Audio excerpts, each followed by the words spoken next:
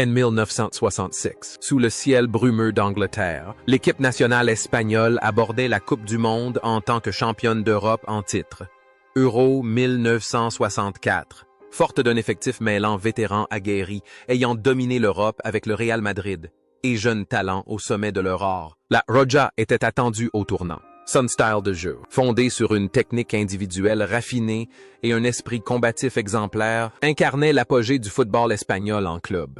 Si le résultat final ne fut pas à la hauteur des espérances, avec une élimination dès la phase de groupe, cette génération de joueurs, surnommée la génération Yéyé du Real Madrid, aux côtés de stars ayant rejoint l'Italie, laissa une empreinte indélébile.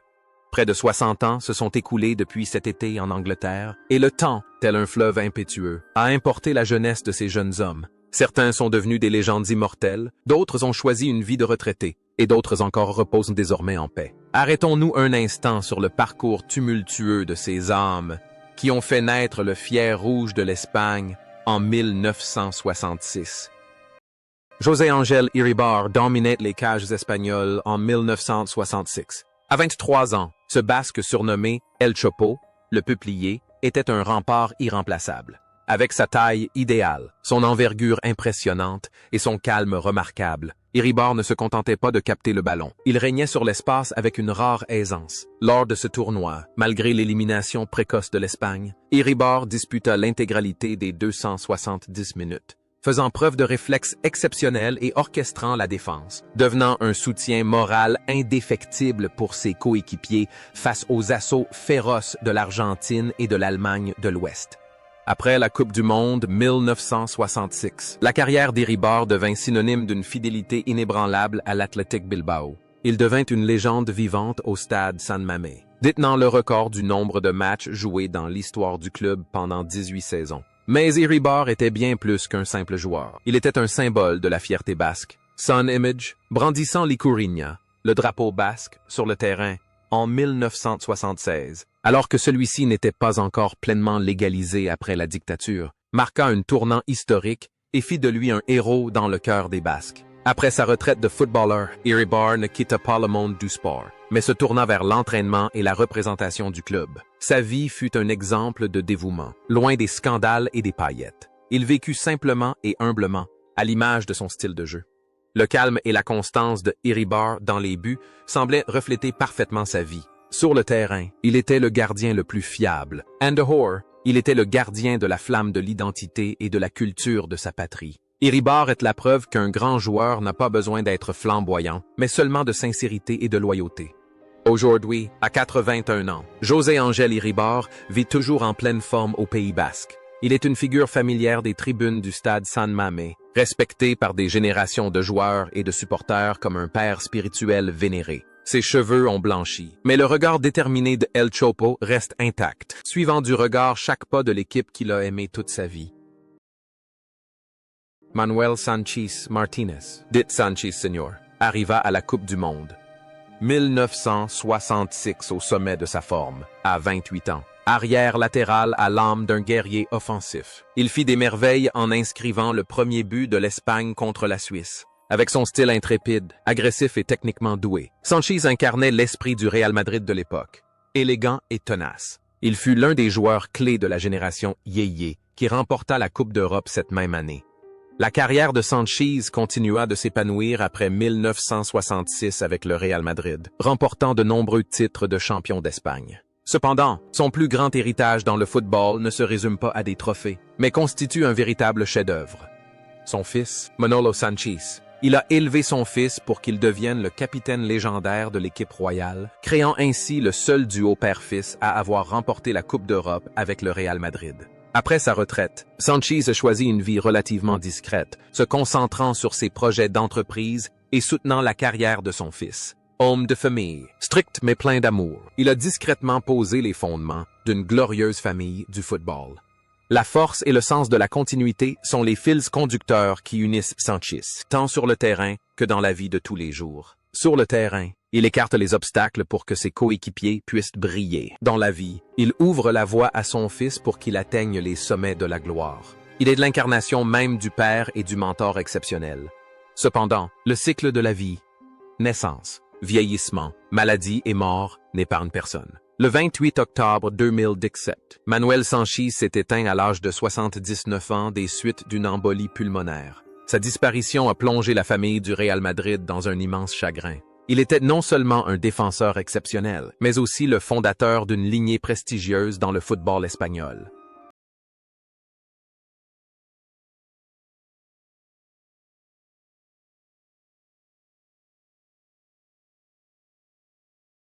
Francisco Paco Gento était une figure emblématique, une légende vivante, même en pleine carrière. À 32 ans, capitaine de l'équipe, Gento incarnait le lien entre le glorieux passé des années 1950 et le présent, le tourbillon Cantabric, dont la vitesse fulgurante avait jadis terrorisé l'Europe, jouait désormais avec expérience et classe. Bien qu'il n'ait plus les pointes de vitesse terrifiantes de sa jeunesse, la présence de Gento sur le terrain restait un cauchemar permanent pour tout défenseur.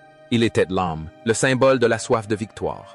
Après la Coupe du Monde, 1966, Gento continua de se consacrer au Real Madrid pendant quelques années avant de prendre sa retraite, avec un record sans précédent, celui du seul joueur de l'histoire à avoir remporté 6 Coupes d'Europe. Après sa carrière, Gento mena une vie paisible et fut très respecté. Il ne se lança pas dans une carrière d'entraîneur de haut niveau, mais œuvra comme ambassadeur, puis comme président d'honneur du Real Madrid après le décès de son ami Alfredo Di Stefano. Malgré son palmarès exceptionnel, Gento mena une vie exemplaire et humble. Il parlait rarement de lui-même, préférant toujours se concentrer sur ses coéquipiers et sur l'équipe dans son ensemble. Il existe un contraste saisissant entre Gento sur le terrain et Gento en dehors. Sur le terrain, il est d'une rapidité fulgurante et rugit comme une tempête. Mais en dehors, il est lent, doux et calme, tel un arbre centenaire offrant son ombre. Il observe les hauts et les bas de l'histoire du football avec une sérénité imperturbable. Mais même la légende des légendes a fini par s'achever. Le 18 janvier 2022, Francisco Gento s'est éteint paisiblement dans son sommeil à l'âge de 88 ans. Sa disparition a marqué la fin de l'une des époques les plus romantiques du football mondial. Son héritage ne se limite pas à une série de records inégalés, il est aussi une leçon de persévérance et d'humilité, celle d'un véritable géant. Amancio Amaro, surnommé El Brujo, le magicien, était la star incontestée de l'attaque espagnole à 26 ans en Angleterre en 1966. Auteur du but décisif contre la Suisse. Ses dribbles éblouissants et magiques sur l'aile droite constituaient l'arme la plus redoutable de la Roja. Amancio jouait avec l'improvisation d'un artiste de rue et l'efficacité d'un tueur. Il incarnait la génération yéyé avec un style juvénile, libre et captivante. La carrière d'Amancio continua de s'épanouir, culminant avec le titre de Pichichi, meilleur buteur de la Liga, et un rôle crucial dans l'histoire du Real Madrid. Mais son influence ne se limita pas au terrain. Après sa retraite, il devint le mentor de la légendaire génération de la Quinta del Buitre, les Vautours, des années 1980, en dirigeant l'équipe de jeunes du Castilla. C'est le magicien, Amancio, qui forgea des joueurs comme Butragueño et Michel. Sa vie personnelle était intimement liée à sa passion débordante pour le football. C'était un homme joyeux et plein de vie, toujours apprécié pour sa générosité, typiquement galicienne. Le talent d'Amancio et sa capacité à inspirer sur le terrain se retrouvent pleinement dans son rôle de professeur. Il ne se contente pas d'enseigner la technique, il insuffle à ses élèves confiance et passion pour le football. Amancio vit comme il joue, en recherchant constamment la beauté et la créativité dans chaque situation.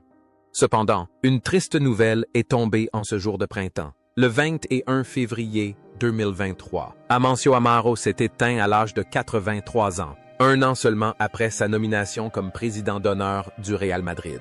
La disparition du magicien laisse un grand vide, mais la magie qu'il a insufflée sur le terrain et sur le banc de touche restera à jamais une légende qui se transmettra de génération en génération.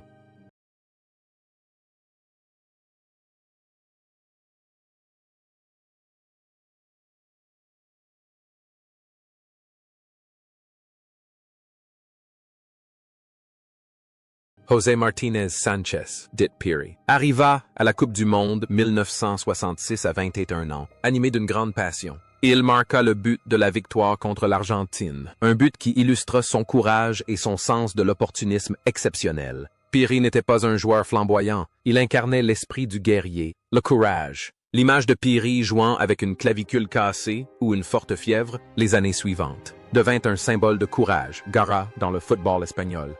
Ce qui est le plus remarquable chez Piri, c'est le chemin qu'il a emprunté après avoir quitté les terrains de football. Il a entrepris secrètement des études de médecine tout en continuant à jouer au plus haut niveau.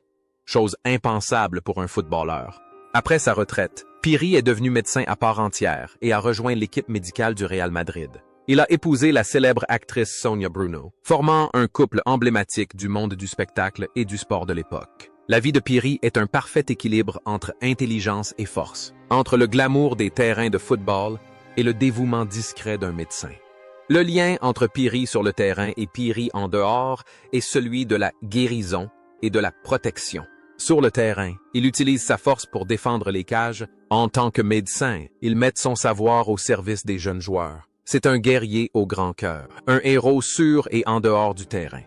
Aujourd'hui, 79 ans, Piri continue de contribuer inlassablement au sport. Après le départ d'Amancio, il a été élu président d'honneur du Real Madrid.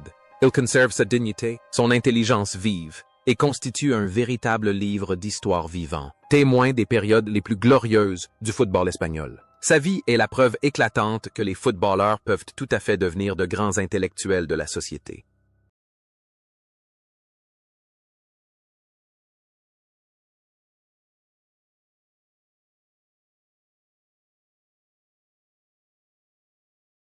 Luis Suárez Miramontes, dit Luisito, fut le seul joueur espagnol de classe mondiale à évoluer à l'étranger, à l'Inter Milan, lors de la Coupe du Monde 1966.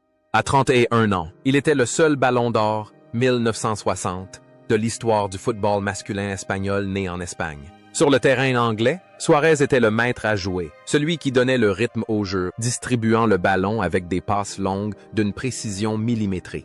Il jouait de la tête, avec élégance et grâce, un contraste saisissant avec la fougue de ses coéquipiers. La carrière de Suárez est indissociable de la glorieuse époque du Grand Inter en Italie. Après sa retraite de joueur, il devint un entraîneur talentueux, puis un commentateur sportif perspicace. Il vécut la majeure partie de sa vie à Milan, où il était vénéré comme un saint. Suárez était un homme franc, n'hésitant pas à dire les choses telles qu'elles sont, tout en conservant une élégance naturelle. Il mena une vie prospère et épanouie, mais ressentit parfois la solitude, rongé par le mal du pays, car il fut l'expatrié le plus titré de l'histoire du football espagnol. La finesse et la clairvoyance de Suárez sur le terrain reflètent parfaitement sa personnalité en dehors, un homme réfléchi qui perçoit toujours ce que les autres ne voient pas. C'est un artiste parmi les guerriers, un sage du football. Cependant, toute belle mélodie a une fin. Le 9 juillet 2023, quelques mois seulement après la disparition de son coéquipier Amancio, Luis Suárez s'est éteint à Milan à l'âge de 88 ans. La mort du génie du jeu a été une perte immense, non seulement pour l'Espagne et l'Italie, mais pour le monde du football tout entier. Il a emporté avec lui dans l'au-delà les secrets de passes intemporelles et la pure beauté d'un football offensif. Lors de la Coupe du Monde 1966, Ignacio Zoco, de l'Espagnol, incarnait la force et la ténacité au milieu de terrain espagnol. À 26 ans, du haut de son gabarit et avec sa grande envergure, Zoco était tel un roc protégeant la défense. Il a disputé l'intégralité des 90 minutes lors des 3 matchs, se concentrant sur ses tâches défensives, ses tacles et ses récupérations de balles, sans jamais chercher à impressionner. Zoco était un gardien fidèle, offrant un tremplin à des joueurs comme Amancio et Suárez pour s'épanouir. Sa solidité et sa discipline étaient des caractéristiques typiques du Real Madrid de l'ère du yéyé. La carrière de Zoco fut entièrement consacrée au maillot blanc du Real Madrid jusqu'à sa retraite. Mais ce dont le public se souvient surtout, c'est de son mariage de conte de fées avec la célèbre chanteuse María Ortiz. L'association d'un footballeur robuste et puissant et d'une chanteuse douce et raffinée forma un couple emblématique, digne des Beckham et Victoria. À l'Espagnol dans les années 1970, Zoco était connu pour sa politesse et son humilité. Après sa retraite de joueur, il choisit de ne pas devenir entraîneur, mais occupa le poste de délégué de match du Real Madrid pendant près de 20 ans. Il était l'homme qui accueillait les joueurs dans le tunnel, un symbole d'hospitalité et de tradition du club. La vie de Zoco présente un contraste saisissant. Sur le terrain, il était un roc, dur et inébranlable, and a whore, un mari romantique et un manager attentionné et chaleureux. Il a consacré sa vie au service des autres, des tâches défensives sur le terrain à la gestion de son foyer jusqu'à un âge avancé. Cependant, ce parcours exceptionnel prit fin le 28 septembre 2015. Ignacio Zoco s'éteignit à l'âge de 76 ans après une longue maladie. Son décès, peu après qu'il eut quitté ses fonctions de représentant du club lors des matchs, plongea les supporters du Real Madrid dans le désarroi. Il nous quitta, laissant derrière lui l'image d'un pilier de la vieille garde resté fidèle jusqu'à son dernier souffle.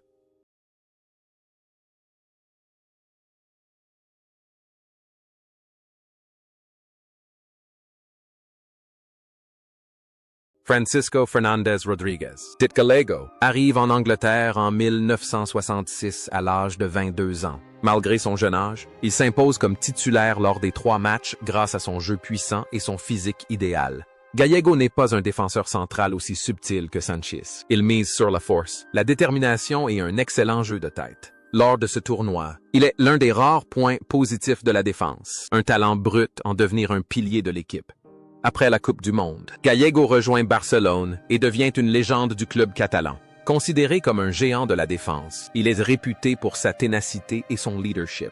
Sa carrière, longue et brillante, est marquée par les hauts et les bas du Barça avant l'ère Cruyff. Après sa retraite, Gallego mène une vie paisible dans sa région natale, l'Andalousie. Il s'investit dans la formation des jeunes et participe occasionnellement à des événements d'anciens joueurs. Il est respecté pour sa franchise et son franc-parler, caractéristique des habitants du sud de l'Espagne. La force inébranlable de Gallego sur le terrain reflétait sa vie. Il était un pilier pour sa famille et un symbole de fidélité pour ses supporters. Fuyant l'attention médiatique, Gallego a choisi une vie paisible, profitant de sa vieillesse au milieu des orangeraies et des oliveraies de sa région natale. Aujourd'hui, à 80 ans, Gallego est toujours en pleine forme. Il est l'un des derniers témoins vivants de la génération dorée du FC Barcelone des années 1970 et de l'équipe nationale espagnole de 1966. Bien que le football moderne ait considérablement évolué, l'image d'un défenseur central inébranlable, alliant passion et sang-froid, demeure un précieux exemple pour les générations futures.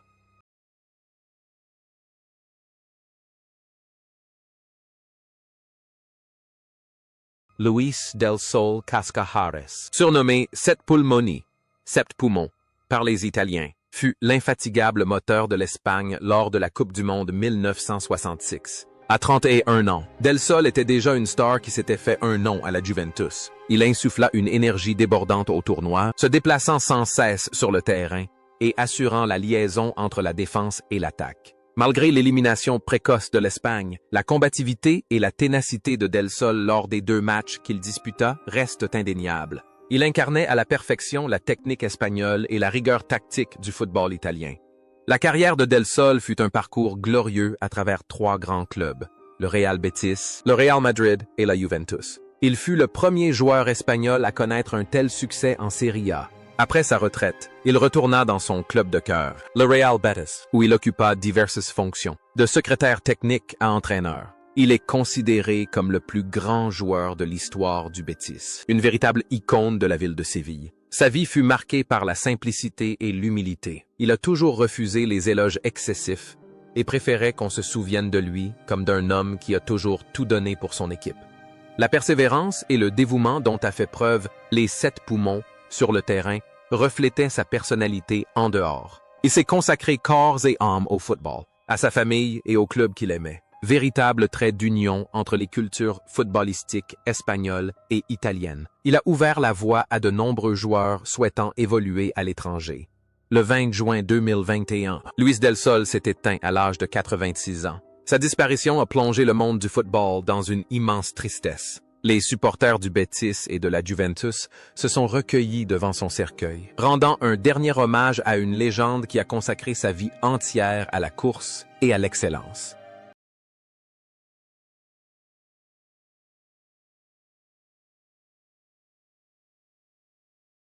Joaquín Peiro, surnommé El Galgo, le limier, pour son envergure et sa vitesse gracieuse, arriva à la Coupe du Monde 1966 au sommet de sa forme à l'Inter Milan. À 30 ans, il était l'un des attaquants les plus modernes de son époque, grand, techniquement doué et d'une intelligence remarquable. Lors des 2 matchs disputés en Angleterre, Pero fit preuve d'une grande finesse dans sa maîtrise du ballon, apportant une touche flamboyante et romantique au jeu de son équipe. Il faisait partie de la légendaire équipe du Grand Enter, où il apprit à gagner grâce à une efficacité maximale. Après une brillante carrière de joueur en Italie et à l'Atlético Madrid, Pero est devenu un entraîneur très performant, notamment lors de son passage à Malaga et sa victoire en Coupe Intertoto. Il était réputé pour son attitude distinguée sur le banc de touche. Calme, réservé, mais d'une incroyable perspicacité. En dehors des terrains, Pero était un homme de famille, menant une vie privée et évitant toute polémique. Ses joueurs le respectaient comme une figure paternelle et un mentor avisé. Il a toujours été convaincu que le football était un sport d'intelligence et non de simple force brute. L'élégance et l'intelligence du limier sur le terrain se traduisaient par une grande lucidité et un sang-froid remarquable dans la vie. Il ne laissait jamais ses émotions l'emporter sur la raison, conservant toujours un équilibre admirable. Pero est un modèle de joueur qui a su réussir sa reconversion après sa retraite, préservant sa réputation grâce à son caractère exemplaire. Le parcours de cet homme élégant s'est toutefois achevé le 18 mars 2020. Joaquín Pero s'est éteint à Madrid à l'âge de 84 ans, après une longue maladie. Son décès, survenu en pleine pandémie, a accentué la profonde tristesse qui l'entoure. Le football espagnol a perdu l'un de ses plus grands fils, un homme qui insufflait de l'élégance à chacun de ses gestes sur le terrain.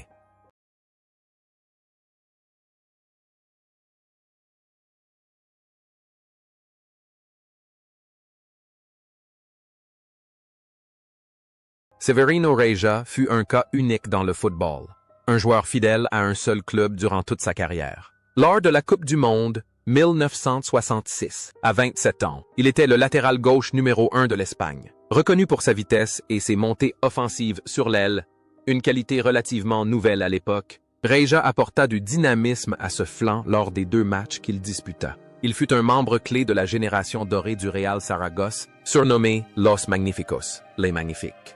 Après son échec en Angleterre, Reja a consacré toute sa carrière à Saragosse jusqu'à sa retraite. Il a refusé de nombreuses offres alléchantes de grands clubs comme le Real Madrid et Barcelone pour rester fidèle à son équipe de cœur. Après sa retraite, Reja n'a pas entamé de carrière d'entraîneur, mais a choisi une vie paisible loin des projecteurs. Il est devenu un supporter inconditionnel, suivant toujours son équipe depuis les tribunes. Sa vie est un hymne à la fidélité et au contentement. L'engagement indéfectible de Reja sur le banc de touche, sur le terrain, reflète sa loyauté absolue en dehors. Dans un football de plus en plus commercialisé, l'histoire de Reja est un magnifique exemple d'amour pur pour son équipe. Il n'avait pas besoin de titres prestigieux pour marquer les esprits. On se souvient de lui pour avoir donné son cœur à un seul endroit. Aujourd'hui, à 86 ans, Severino Reja coule une retraite paisible à Saragosse. Considéré comme la plus grande légende vivante du club, il est toujours acclamé par les supporters à chacune de ses apparitions. Il est la preuve que le bonheur ne réside pas toujours dans la conquête du monde, mais dans le fait de vivre pleinement là où l'on se sent chez soi.